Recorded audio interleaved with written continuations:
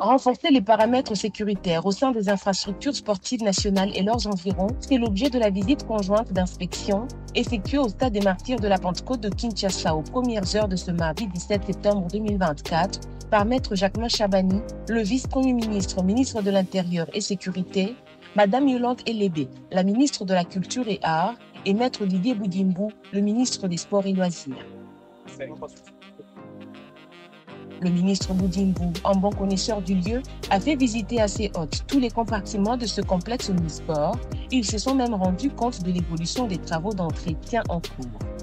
Du couloir principal à l'aire des Jeux, en passant par différentes voies de sortie, les vestiaires comme les gradins, les 3 membres du gouvernement ont tout visité avant de chuter par la clôture du stade qui, selon les recommandations faites par les instances du football africain, doit être renforcée pour plus de sécurité. Aucune déclaration n'a cependant été faite à la presse à la fin de cette visite qui s'est clôturée par un bref échange entre les 3 membres de l'exécutif national.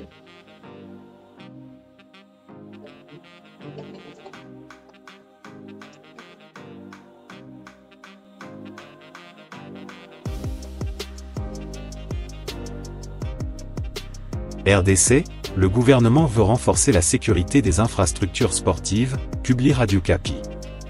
Le gouvernement congolais a décidé, depuis quelques jours, de renforcer les paramètres sécuritaires des infrastructures sportives du pays. C'est dans ce cadre que les ministres de l'Intérieur Jacquemain Chabani, de la Culture et Arts, Yolande Elébé et celui des Sports et Loisirs, Didier Boudimbou ont visité, mardi 17 septembre, les installations du Stade des Martyrs.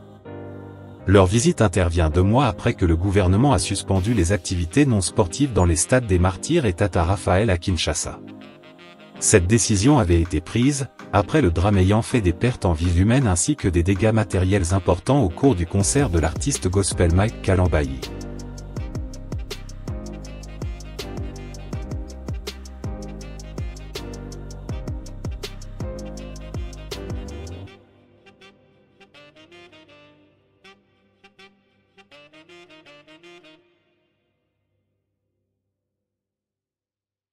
ASV Club prend officiellement acte de la démission de son entraîneur principal. Abdeslam Ouadou. For me, it was last game here, and as a coach, professional coach, I cannot continue in that conditions. To come before the game, for not 24 hours before, 14 hours before, with the maybe 4 or 5 player titular missed in that team because the problem of passport. It's a very difficult job for me. So it was my last game, so I wish the best for my team next week, and I think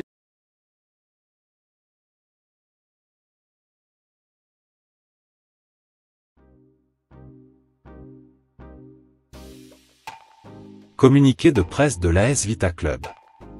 AS Vita Club prend officiellement acte de la démission de son entraîneur principal Abdeslam Ouadou. L'association sportive Vita Club, par l'entremise de son président de coordination, prend acte de la démission de son entraîneur Abdeslam, après une déclaration faite lors de la conférence de presse d'après-match contre le Stellenbosch FC en Afrique du Sud en date du vendredi 13 septembre 2024. De ce fait, à dater de ce jour mardi 17 septembre 2024, il n'assure plus les fonctions qui étaient les siennes au sein du club et n'est plus à l'engager auprès du tiers. Pour tirer les conséquences financières et administratives de cette décision, le club va entamer les échanges avec, désormais son ancien entraîneur principal pour une fin amicale.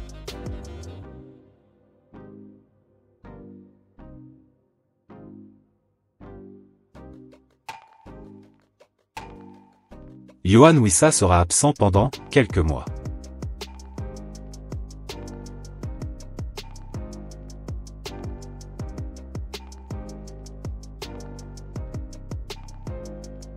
Écrit par Brantford Football Club, traduit de l'anglais. L'entraîneur-chef de Brantford, Thomas Frank, a confirmé que l'attaquant Yohan Wissa sera absent pendant quelques mois, après s'être blessé à la cheville contre Manchester City. Wissa a boité en première mi-temps à l'Etihad Stadium après un défi du milieu de terrain Mateo Kovacic et sera désormais indisponible jusqu'en novembre. Frank a déclaré, « Wissa n'est malheureusement pas une bonne nouvelle, on dirait une blessure qui durera quelques mois. C'est très frustrant. Nous avons parlé de nos nombreuses blessures l'année dernière, j'espère que je n'aurai pas trop à en parler cette année, je l'ai peut-être déjà fait. CAN Handball Dames RD Congo 2024 tirage au sort.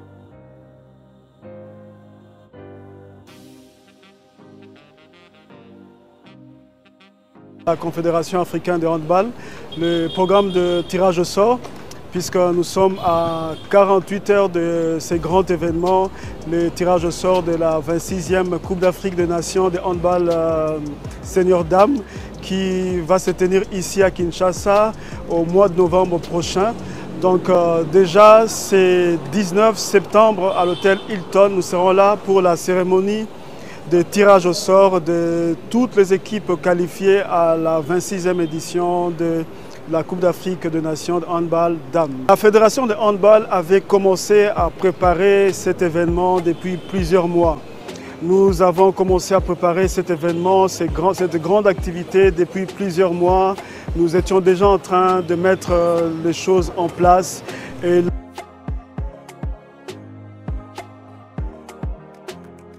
La FEHAND lance ses plateformes digitales, rapporte le site officiel de la FEHAND. En vue de la préparation de la CAN féminine de handball RD Congo 2024, qui se tiendra du 27 novembre au 7 décembre à Kinshasa, la Fédération de handball de la RDC, FEHAND, a officiellement dévoilé ses nouvelles plateformes digitales pour informer et engager les supporters autour de cet événement majeur. Cette communication est orchestrée par LG Sport, agence conseil de la FEHAND, et se fera sur divers canaux.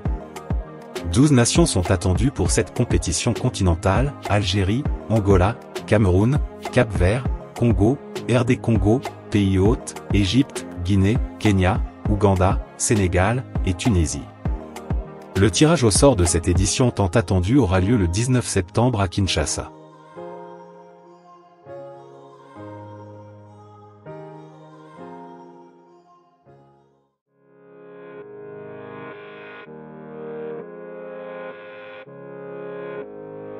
Le lâche ne commence jamais, le faible ne termine jamais, et le gagnant n'abandonne jamais. Philip Knight.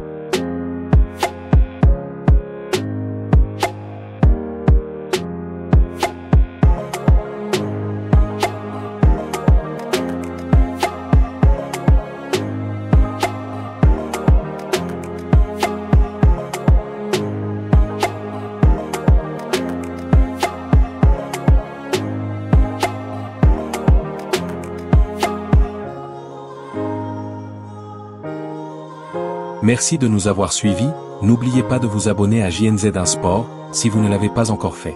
Portez-vous bien, au revoir.